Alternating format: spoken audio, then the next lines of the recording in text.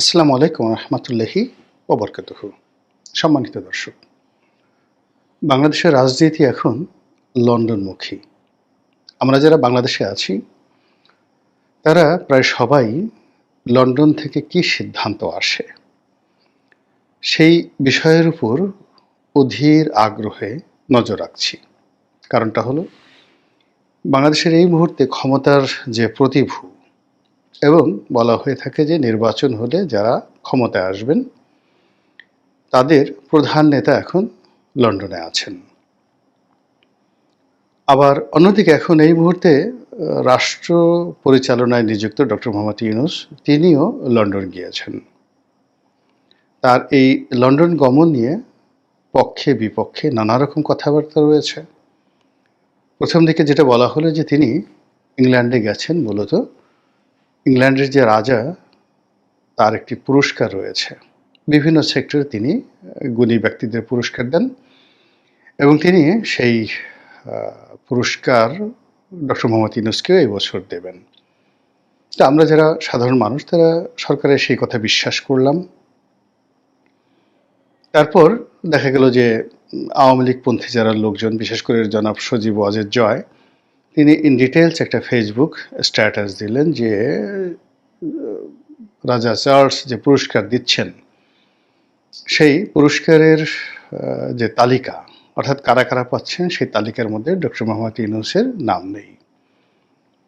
এবং এরপরে বাংলাদেশে যারা বিভিন্ন লোকজন রয়েছেন, ইউটিউবার রয়েছেন, যারা সামাজিক মাধ্যমে বিভিন্নভাবে কন্ট্রিবিউট করে আসছেন, তারা কন্টেন্ট তৈরি করে বলা শুরু করলেন যে আসলে ডক্টর মোহাম্মদ ইউনূস যে ইংল্যান্ডে যাচ্ছেন সেখানে যে সকল মানুষের নাম পুরস্কারের তালিকায় ঘোষিত হয়েছে বা যে সকল প্রতিষ্ঠানের নাম ঘোষিত হয়েছে, আমাদের জানা মতে প্রথমত সেখানে ডক্টর মোহাম্মদ ইউনূসের নাম নেই। অন্যদিকে যে সকল প্রতিষ্ঠানকে পুরস্কার দেওয়া হচ্ছে সে সকল প্রতিষ্ঠানের সঙ্গে ডক্টর মোহাম্মদ ইউনূসের সম্পর্ক রয়েছে কি নেই ওটা নিয়ে বাংলাদেশের কোনো লোক বলতে পারছেন না, এবং তারপর তিনি ইংল্যান্ডে গিয়েছেন। এর মধ্যে দুটো গুরুত্বপূর্ণ ঘটনা ঘটে গেছে। সেটি হলো তার ইংল্যান্ড গমন উপলক্ষে সেখানে বর্তমান সরকার দলীয় সংসদ সদস্য এবং সাবেক মন্ত্রী টিউলিপ সিদ্দিকী, তিনি ডক্টর মোহাম্মদ ইউনূসকে উদ্দেশ্য করে একটি চিঠি দিয়েছেন। অর্থাৎ তিনি তাকে পার্লামেন্টে যে টিউলিপ সিদ্দিকের অফিস রয়েছে সেই অফিসে তাকে লাঞ্চ অথবা ডিনার, সেই লাঞ্চ অথবা ডিনারের দাওয়াত দিয়েছেন, তার সঙ্গে লাঞ্চ এবং ডিনার করতে চান। চিঠির ভাষা, তার বক্তব্য, ইটস এ পলিটিক্স। আমরা যেটিকে বলা হয় ব্রিটিশ পলিটিক্স বলি, সেই ব্রিটিশ পলিটিক্স। তিনি সেখানে ডক্টর মোহাম্মদ ইউনূসকে স্বীকার করেননি, অস্বীকার করেননি। তিনি সেখানে সম্মানও জানাননি, আবার অসম্মানও জানাননি। তিনি ডক্টর মোহাম্মদ ইউনূসকে কতগুলো প্রশ্ন ছুড়ে দিয়েছেন এবং কতগুলো তুচ্ছ এবং তাচ্ছিল্য করেছেন, যেভাবে ওয়েস্টার্ন কান্ট্রিগুলো সাধারণত তৃতীয় বিশ্বের যে কোনো বিষয়কে তুচ্ছ এবং তাচ্ছিল্য করে থাকে, সাধারণত বিচার বিভাগ এবং রাষ্ট্রীয় বিভিন্ন সংস্থা সেগুলোকে। আবার অন্যদিকে আমরা যারা বাঙালি, আমাদের এই বাঙালি দেশ, এই বাঙালি সম্পর্কে, বাংলাদেশ সম্পর্কে টিউলিপ সিদ্দিকী যেটি বলেছেন সেটিও খুবই প্রণিধানযোগ্য। আর সেই রাষ্ট্রের পক্ষে ডক্টর মোহাম্মদ ইউনূস যে ইংল্যান্ডে যাচ্ছেন সেটাকে টিউলিপ সিদ্দিকী তেমন কোনো গুরুত্বপূর্ণ বিষয় মনে করছেন না। তো এটি নিয়ে কয়েকদিন আলাপ আলোচনা হলো। টিউলিপ সিদ্দিকীর সঙ্গে দেখা হবে কি হবে না এটা নিয়ে আলোচনার প্রশ্নই আসে না, এখানে দেখা হবে না। কিন্তু এটি নিয়ে টিউলিপ সিদ্দিকীর যতটুকু পলিটিক্স করা দরকার সেই পলিটিক্স তিনি করে ফেলেছেন। এই গেল একটা। দ্বিতীয় যে বিষয় সেটি হলো ডক্টর মোহাম্মদ ইউনূসের সঙ্গে জনাব তারেক রহমানের বৈঠক। তো প্রথম দিকে এই বৈঠকটি নিয়ে কোনো রাজ শব্দ হয়নি এবং এই বৈঠকটি আসলে বিএনপির পক্ষ থেকে করা হচ্ছে, অর্থাৎ বিএনপি আগ্রহ দেখিয়ে তারেক রহমান সাহেবের সঙ্গে ডক্টর মোহাম্মদ ইউনূসের যে বৈঠক সেটি আয়োজন করতে চাচ্ছে, নাকি ডক্টর মোহাম্মদ ইউনূস তারেক রহমান সাহেবের সঙ্গে বৈঠকে বসতে চাচ্ছেন। যেহেতু সরকারের পক্ষ থেকে ওইভাবে মিডিয়াতে, বিশেষ করে আমাদের সামাজিক মাধ্যমে ওইরকম স্ট্রংলি রিপ্রেজেন্ট করার মতো কোনো ব্যক্তিত্ব নেই, তো কাজেই বিএনপি পন্থী যারা লোকজন তারা সামাজিক মাধ্যমে যেভাবে একটি উত্তাপ ছড়াচ্ছেন তাতে মনে হচ্ছে যে ডক্টর মোহাম্মদ ইউনূস বা তার সরকার তারেক রহমান সাহেবের সঙ্গে বৈঠক করার জন্য রীতিমতো মরিয়া হয়ে পড়েছেন। এই গেল একটা। দ্বিতীয় যে বিষয়টি হলো যে তারেক রহমান সাহেব কি ডক্টর মোহাম্মদ ইউনূস সাহেবের সঙ্গে বসবেন? এটি বিএনপির লোকজনের প্রধান প্রশ্ন। অন্যদিকে বিএনপি মনে করছে যে তারেক রহমান সাহেব যদি ডিজায়ার করেন বসার জন্য, অনুমতি দেন বা তিনি রাজি হন, তখন ডক্টর মোহাম্মদ ইউনূস তার সঙ্গে বৈঠক করতে বাধ্য ইংল্যান্ডের মাটিতে। এখানে ডক্টর মোহাম্মদ ইউনূসের ইচ্ছা অনিচ্ছা বলে কিছু আছে, এরকম সামাজিক মাধ্যমে যারা বিএনপির পক্ষে কথাবার্তা বলছেন তারা অন্তত সেই জিনিসটি প্রকাশ করছেন না।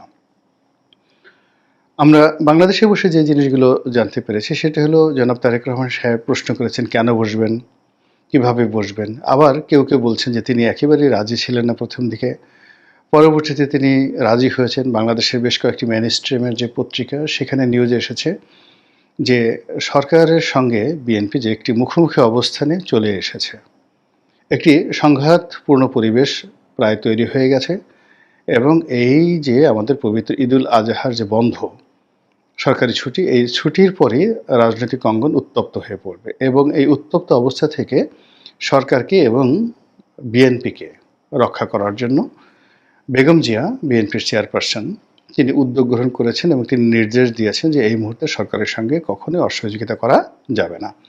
এতে করে বিএনপি এবং সরকারের কারোরই লাভ হবে না। এইভাবে পত্রপত্রিকায় একটা উত্তাপ ছড়িয়ে মূলত বিএনপির যারা লোকজন তারা বিএনপির মর্যাদাকে আফোল্ড করতে চাচ্ছে অথবা বিএনপির মুখ রক্ষা করতে চাচ্ছে, হোয়াট এভার মেবি। আমরা সেই বিষয়গুলোতে আলোচনা না করে আজকের যে প্রসঙ্গ সেটি হলো, আজকে 10 তারিখে আমি এই ভিডিওটা করছি। বাংলাদেশের পত্রপত্রিকা বা সামাজিক মাধ্যমে যে খবর ছড়িয়েছে তা হলো এই মাসের 13 তারিখে অর্থাৎ জুন মাসের 13 তারিখে ডক্টর মোহাম্মদ ইউনূস এবং জনাব তারেক রহমান সাহেবের মধ্যে একটা সম্ভাব্য বৈঠক হতে পারে। এখন এই বৈঠকে কি আলোচনা হবে? আমরা এখান থেকে অনেক আন্দাজ করছি, মানে বিএনপি যারা লোকজন তারা আন্দাজ করছেন যে ডক্টর মোহাম্মদ ইউনূস যে নির্বাচনটি করতে চাচ্ছেন এপ্রিল মাসে, সেটিকে বিএনপি বা জনাব তারেক রহমান সাহেব ফেব্রুয়ারি মাসে নিয়ে আসার জন্য তার প্রতি অনুরোধ জানাবেন, চাপ প্রয়োগ করবেন বা দাবি জানাবেন বা তিনি প্রস্তাবনা দিবেন বা তাকে কনভিন্স করার চেষ্টা করবেন। আর জনাব ডক্টর মোহাম্মদ ইউনূস তিনি যদি এই দাবি মেনে নেন তাহলে তার কোনো কথাই রইল না। ফেব্রুয়ারি মাসে নির্বাচন হবে এবং ফেব্রুয়ারি মাসে নির্বাচন হওয়ার জন্য রাজনৈতিক দলগুলো মোটামুটি ঐক্যমত্যে পৌঁছে গেছে। জামাতও বলেছে যে ফেব্রুয়ারি মাসে নির্বাচন হতে পারে, তাহলে তার কোনো সমস্যা রইল না। আর এরকম যদি একটা সরল সমীকরণ হয়ে যায়, ফেব্রুয়ারি মাসে নির্বাচন হবে, তাহলে তার কোনো অনিশ্চয়তা থাকলো না। ডক্টর মোহাম্মদ ইউনূস একটি নির্বাচন দিবেন, বিএনপি ক্ষমতায় আসবে, আর ডক্টর মোহাম্মদ ইউনূস ক্ষমতা হস্তান্তর করে সসম্মানে তার জায়গাতে পৌঁছে যাবেন। এটাই আপাতত মনে হচ্ছে। কিন্তু ঘটনা কি এত সহজ? রাজনীতি কি এতটা সরল? কিংবা আমরা যেভাবে কাউন্ট করি বা আমরা যেভাবে হিসাব করি ঠিক ওইভাবে কি রাজনীতির মাঠ, মানে ওভাবে রাজনীতির মাঠ গোছানো সম্ভব বা রাজনীতির মাঠে ওই ধরনের কার্যক্রম চলে? মোটেও নয়। বাস্তব ব্যাপার হলো এটা ভীষণ রকম একটা জটিল প্রক্রিয়া, রাজনীতির অঙ্গন। এখানে প্রতিটি মিনিটে মিনিটে সিদ্ধান্ত পরিবর্তন হয়ে যায়, পরিবেশ পরিস্থিতি পরিবর্তন হয়ে যায় এবং 24 ঘন্টার ব্যবধানে রাজা ফকির হয়ে যায় আর ফকির রাজা হয়ে যায়। তো কাজেই সেখানে 2026 সনের এপ্রিল মাস হোক কিংবা ফেব্রুয়ারি মাস হোক কিংবা জুন মাস হোক, যেটি ডক্টর মোহাম্মদ ইউনূসের একেবারে চূড়ান্ত মনোবাসনা ছিল যে 2026 সনের এপ্রিল মাসের 30 তারিখের মধ্যে নির্বাচন হবে। আমার ব্যক্তিগত অভিমত ছিল যে এটি যদি বিএনপি মেনেও নেয় তবুও 2026 সনের জুন মাসে নির্বাচন হবে না। আবার এই যে ডক্টর মোহাম্মদ ইউনূস বলেছেন যে এপ্রিল মাসে নির্বাচন হবে প্রথমার্ধে, মানে 15 তারিখের মধ্যে, এটাও আমার কাছে মনে হচ্ছে যে সরকার একটি কৌশল, অর্থাৎ এই নির্দিষ্ট সময় পর্যন্ত বিএনপিকে স্টপ রাখা, পরবর্তীতে যা হবে তা হবে। আবার বিএনপির পক্ষ থেকে যা কিছু করা হচ্ছে, কাউন্টার প্রস্তাব দেওয়া হচ্ছে বা ডক্টর মোহাম্মদ ইউনূসের সঙ্গে একটা সমঝোতার চেষ্টা করা হচ্ছে, এটিও শেষ পর্যন্ত হবে না। এবং এখানেও মোটামুটি কূটনীতি, ভাওতাবাজি বা ধরুন আ মনে একরকম, বাইরে একরকম এরকম একটা পরিবেশ পরিস্থিতি তৈরি হবে বলে আমি মনে করছি। তো এরকম যখন একটা মতদ্বৈততা, বিভেদ, বিসংবাদ ঠিক সেই সময়টাতে জনাব তারেক রহমান এবং ডক্টর মোহাম্মদ ইউনূসের যে বৈঠকটি, এই বৈঠকটি নানা কারণে আমার দৃষ্টিতে বুমেরাং হবে। বুমেরাং হবে হলো ২ জনের মধ্যে সব দিক থেকে একেবারে বিপরীত মেরুর কতগুলো ক্যারেক্টারিস্টিক্স রয়েছে। এবং তাদের এই শীর্ষ বৈঠকে মধ্যস্থতা করার মতো কোনো লোক নেই। তারেক রহমান সাহেবের পক্ষেও নেই, যিনি কিনা ডক্টর মোহাম্মদ ইউনূসের প্রতি প্রভাব বিস্তার করতে পারেন। ডক্টর মোহাম্মদ ইউনূসের সঙ্গেও কেউ নেই, যিনি কিনা তারেক রহমান সাহেবের প্রতি প্রভাব বিস্তার করতে পারেন। ফলে এই ২ জন মানুষ যখন বৈঠকে বসবেন, তারা তাদের চিন্তা, চেতনা, শিক্ষা, দীক্ষা এটির একটা এক্সট্রিম পর্যায়ে তারা থাকবেন। ফলে এখানে কোনো ভালো কিছু হবে না, বরং মন্দ কিছু হবে। এই কারণে হবে যে ২ জনের যে চরিত্র, ২ জনের শিক্ষা, ২ জনের দীক্ষা, ২ জনের ক্ষমতা, এর যে বলয়, এটা একেবারে সম্পূর্ণ বিপরীতমুখী। যেমন ধরুন, তারেক রহমান সাহেবের ক্ষমতার উৎসটা কী? সেই ক্ষমতার উৎসটাকে ডক্টর মোহাম্মদ ইউনূস এখনো পর্যন্ত বুঝতে পারেননি, আন্দাজ করতে পারেননি, ওজন করতে পারেননি।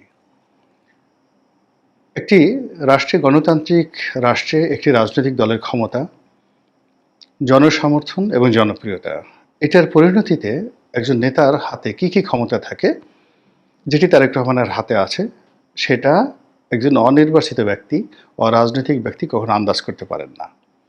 এগুলো এক। অন্যদিকে তারেক রহমান সাহেব এখনও হয়তো বুঝে উঠতে পারছেন না যে ডক্টর মোহাম্মদ ইউনূস লন্ডন, আমেরিকার কোন শক্তির প্রতিভূ হয়ে হঠাৎ করে বাংলাদেশের উপর এভাবে চেপে বসলেন এবং সমস্ত রাজনীতির যাকে বলা হয় কলকাঠি তার হাতে চলে এলো। তিনি এখন পর্যন্ত বুঝতে পারছেন না যে এই গত ১০ মাস ধরে এত প্রতিকূল অবস্থার মধ্যে কী করে ডক্টর মোহাম্মদ ইউনূস টিকে আছেন। ফলে এই দুজনের যে শক্তি, তারেক রহমানের শক্তি বাংলাদেশের ভিতরে আর ডক্টর মোহাম্মদ ইউনূসের শক্তি বাংলাদেশের বাইরে, এই বিপরীতমুখী দুটো শক্তির যে উৎস, এটি একে অপরকে বুঝতে না পারার কারণে তারা যখন মুখোমুখি হবেন, কেউ কাউকে বুঝাতে পারবেন না। ২ নম্বর হলে তাদের বয়সের একটা বিরাট ফারাক রয়েছে, অলমোস্ট ধরুন প্রায় ৩০ বছর বা ২৭-২৮ বছর বয়সের একটা পার্থক্য। এই পার্থক্যের কারণে তাদের চিন্তা চেতনার মধ্যে যাকে বলা হয় ভিন্নতা থাকবে। এরপরে দুজনই যার যার আপন ভুবনে এক নায়ক। তারেক রহমান সাহেব তার দল পরিচালনা করেন নিজস্ব ইচ্ছায়, কারোর সাথে পরামর্শ ডাজ নট ম্যাটার, তিনি তার মতো করে একেবারে যাকে বলা হয় বুলেট আকারে সিদ্ধান্ত নেন, এটা হবে, এটা হবে না, এই কমিটি বাদ, এই কমিটি হবে, কাল হবে না, পরশু হবে, এখন নির্বাহী কমিটির বৈঠক হবে, এখন এক্সিকিউটিভ কমিটির বৈঠক হবে, এখন হবে না। ওনার সিদ্ধান্তটাই একেবারে চূড়ান্ত। নেপোলিয়ন বোনাপার্ট যেভাবে ফ্রান্সে চালাতেন, ঠিক উনি ওইভাবে তার দলটি চালাচ্ছেন। আবার একইভাবে ডক্টর মোহাম্মদ ইউনূস ওই একই প্রক্রিয়াতে তিনি তার প্রতিষ্ঠান চালিয়েছেন এবং এখন যে সরকার, তার যতটুকু ক্ষমতা আছে সেই ক্ষমতাটা তিনি কারোর সঙ্গে শেয়ার করছেন না, কারোর সঙ্গে আলোচনা করছেন না। তার যেভাবে মনে হচ্ছে সেভাবে নিয়োগ দিচ্ছেন, যেভাবে মনে হচ্ছে সেভাবে বদলি করছেন এবং যেভাবে তিনি তার যে সিদ্ধান্ত বাস্তবায়ন করতে চাচ্ছেন ঠিক ওইভাবেই হচ্ছে। ফলে দুটো শক্তিশালী লোহা বা পদার্থ যখন পরস্পরের সাথে একত্র হয়, সেখানে সংঘর্ষ হয়, সেখানে জোড়া লাগে না। তো সেই ক্ষেত্রে ডক্টর মোহাম্মদ ইউনূসের যে ক্যারেক্টারিস্টিক্স এবং জনাব তারেক রহমান সাহেবের যে ক্যারেক্টারিস্টিক্স, এটি হিতে বিপরীত হয়ে যাবে। ৩ নম্বর হলো এই ২ জন ব্যক্তির, ডক্টর মোহাম্মদ ইউনূস এবং তারেক রহমান সাহেব, এই ২ জন ব্যক্তির জীবনে নেগোসিয়েশনের মাধ্যমে কিছু অর্জন করার কোনো ইতিহাস নেই। তারা যেখানে নেগোসিয়েশন করতে গেছেন সেখানেই হিতে বিপরীত হয়েছে। তারেক রহমান সাহেব যেমন এরশাদ সাহেবের সাথে নেগোসিয়েশন করার চেষ্টা করেছিলেন, হয়নি। জামাতের সাথে চেষ্টা করেছিলেন, হয়নি। অনেকের সাথে তিনি নেগোসিয়েশন করার চেষ্টা করেছেন, শেষ পর্যন্ত সেটা টিকে থাকেনি। এবং তার কাছে যারা যায় বা গেছে স্বার্থের জন্য যায়, কিন্তু স্বার্থ শেষ হলে অনেকে তাকে ছেড়ে চলে আসে বা তিনিও অনেকে বাদ দিয়ে দেন। কিন্তু রাজনীতির যে একটা আর্ট অফ নেগোসিয়েশন, এটি জনাব তারেক রহমান সাহেবের জীবনে কখনো ঘটেনি। একই অবস্থা ডক্টর মোহাম্মদ ইউনূস। তিনিও সারা জীবন চেষ্টা করে কারোর সঙ্গে নেগোসিয়েশন করতে পারেননি। তার গ্রামীণ ব্যাংকের কর্মকর্তা কর্মচারী, তার গ্রামীণ টেলিকমের কর্মকর্তা কর্মচারী, তারপরে শেখ হাসিনা থেকে শুরু করে আরও অনেকের সঙ্গে, যাদের সঙ্গে তার বিরোধ চূড়ান্ত পর্যায়ে ছিল, তিনি শত চেষ্টা করেও কারোর সঙ্গে নেগোসিয়েশন করতে পারেননি। নেগোসিয়েশন করার জন্য যে ছাড় দিতে হয়, তারপরে শেষে উদার হতে হয়, মাথা নোয়াতে হয়, এরকম অনেক কিছু গুণাবলী থাকা দরকার, যে গুণাবলী এই দুজনের কারোর মধ্যে আমরা তাদের অতীত কর্মকাণ্ডের মধ্যে দেখিনি। ফলে লন্ডনের মাটিতে এই দুই ব্যক্তি যখন মুখোমুখি হবেন, সেখানে ভালো কিছু আসবে আমি আশা করি না। বরং যেটা মনে হচ্ছে যে তাদের ব্যক্তিত্ব, শিক্ষা দীক্ষা, চরিত্র, এটার একটা চূড়ান্ত, যাকে বলা হয় পারফরম্যান্স দেখানোর জন্য, একে অপরের প্রতি প্রভাব বিস্তার করার জন্য তারা উভয় চেষ্টা করবেন। আর সেই চেষ্টা করতে গিয়ে এখন যতটুকু সম্পর্ক আছে সরকারের সঙ্গে বিএনপির, সেটি আরও ঝুঁকিতে পড়বে বলে আমি মনে করছি। আল্লাহ ভালো জানেন। আল্লাহ আমাদের সবাইকে হেদায়েত দান করুন এবং হেফাজত করুন। আসসালামু আলাইকুম রহমতুল্লাহি ওয়া বারাকাতুহু।